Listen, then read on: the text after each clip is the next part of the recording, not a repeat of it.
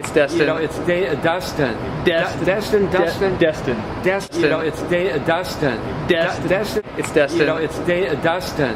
Destin. Dustin. Destin. Okay, it's Destin. You know, it's Dustin. Okay, it's Destin. You know, it's Dustin. Destin. Dustin. Destin. Destin. You got it. Okay, I got it. All right, here's the deal. We are with Have you Don thought of Pettit. changing your name to something that's easier to pronounce? Just think of the module. There's a Destiny module right over there. Okay, hey, it's me, Destin. Welcome back to Smarter Every Day. Now, a lot of the pictures you see from the International Space Station come from the cupola on the inside here, right? So the cupola is on node 3, is that correct? Node 3. Node 3. All right, so this is astronaut Don Pettit. You may know this guy. You've done all the like city tracking. Yeah, I've done a lot of cities at night, and then the nighttime aurora and time-lapse sequences of Earth.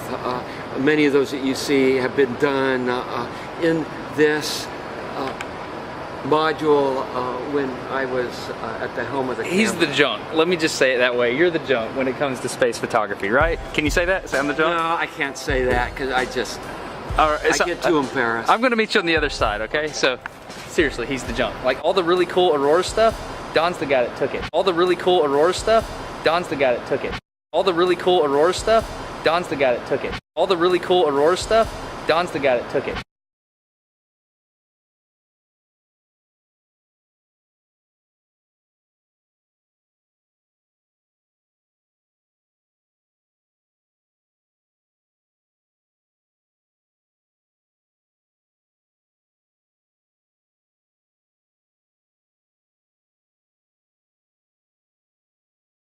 Now this is a cover. Okay. So we call it a shutter, and it protects the windows from micrometeorites. Okay. The shutters are closed, the windows are protected. And also thermally insulates the windows from the radiation environment of space. So can you shut these things from the outside? No, you can open and close it from the inside. Oh, okay, wait. On the inside, you're throwing a lever or something. Yeah, you're turning a knob. And it's Opens. Yeah. on the outside. On the outside. How do you do that and maintain a pressure seal between them? O-ring type seals No, you don't. with a rotating shaft. All our hatch seals are O-ring type seals. Yeah, but how? My It's brain's locked up here. Let's go inside. We can see it. okay. Watch All your right. head. All right. Oh. Oops, thunk. So you have a whole series of O-rings in here, and a shaft that you rotate. So I mean, like on the space station, how many of these would you have? 7, because we have 7 windows. What happens if you get a leak on that?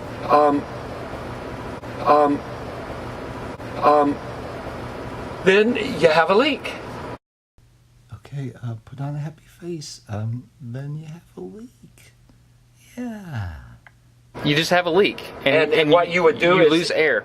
Yeah, you would probably seal the whole cupola off, and then there's probably a plan. I don't know off the top of my head, but there's probably a plan for replacing the mechanism. Might require a spacewalk. So my question is, how can you operate a lid on the outside of the space station by manipulating something mechanical on the inside of the space station without losing air pressure? It's called real good engineering. Okay, you heard Don Pettit. He said that it takes a really good engineer to design this sort of thing. I'm told the guy quit working on the space program and now owns his own motorcycle parts business. Is Charlie here? Is he upstairs? You're doing an interview, right? I'm doing the interview. What is the name of this place? Pitbull Products. Pitbull Products? Yeah. Are you Charlie? Yeah. Hey, I'm Destin. This guy is Charlie Van Valkenburg. He went to Auburn University, industrial engineer, and he's got like well over a dozen patents. 20 years ago, he was the lead engineer over the cupola shutter design, but after the project finished, he stopped and went and built his own business. Now he's building this. It's a special stand that uses leverage to pick up a motorcycle so people can work on it. He's so humble about his skills, though, that even the people that work with him had no idea what he did for the space station. When Charlie, by the way, this program morphed into the International Space Station program program, and Charlie's drawing package was handed over to the Italian Space Agency so the Italians could fabricate it. Charlie, however, kept an entire drawing package because every good engineer knows you might have to go back and look at what you did. We talked about the handles, we looked at the bevel gears, we talked about the cartridge assembly. Okay, we found what might be the most critical part of the entire drawing package. This is the inner shaft, and you can see right here there are 2 grooves, and those grooves are held to within 0.02 of an inch. The reason that's important is because the interface between the inside of that groove and the outer wall that compresses the O-ring, you have to control that because you're taking a circular O-ring and you're going to squish it to an oval. Is that right, Charlie? That's correct. There's another detail to those O-ring grooves, right? Right, these are the dynamic grooves. Those 2 are the ones that actually are turning. Did you hear what he just said? He said they're dynamic O-rings. That means there's a shaft running through it, actually rubbing on the O-ring. So you've got the air that you're breathing as an astronaut, right? And it's being held back from the vacuum of space by 2 little bitty O-rings. That's incredible. So this design that you made 20 years ago is still being operated today flawlessly. How does that make you feel? Being operated today flawlessly. How does that make you feel?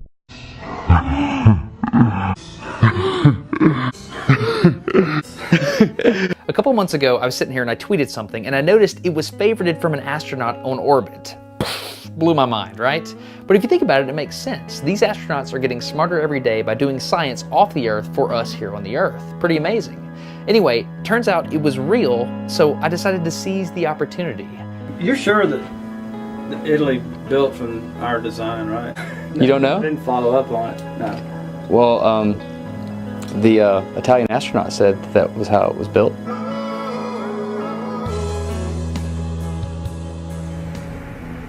Hello, and welcome to the cupola on the Hello, and welcome to the cupola on the International Space Station. In the cupola, we have 7 windows, and every window has its own shutter. And Smarter Every Day, with whom I have connected via Twitter, asked me to give you a demonstration of how we open and close the shutters. I guess it's because I'm Italian, and the cupola, you know, was built in Italy. So here we go, it's pretty easy. Each window has a handle that looks like this, and you just turn it, obviously in the closed direction if you want to close the window. And here you can see the window coming closed, or the shutter.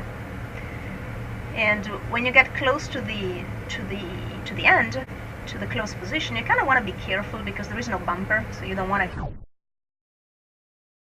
structure real hard. It's a direct mechanical connection. Shutters can only be operated manually.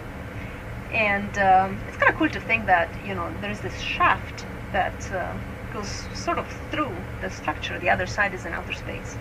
It feels cold, but the regular metal cold, not really, really cold. And again, when you get close to structure, you want to be careful not to hit real hard. So this is it. It's pretty simple. I'm European astronaut Samantha Cristoforetti on the International Space Station, and you are getting smarter every day. Have a good one. She just did the Smarter Every Day outro from space. That's crazy. She just did the Smarter Every Day outro from space. That's crazy. Follow these guys on Twitter. Follow all the astronauts on Twitter. They're taking pictures out of the cupola every day and tweeting it to your phone.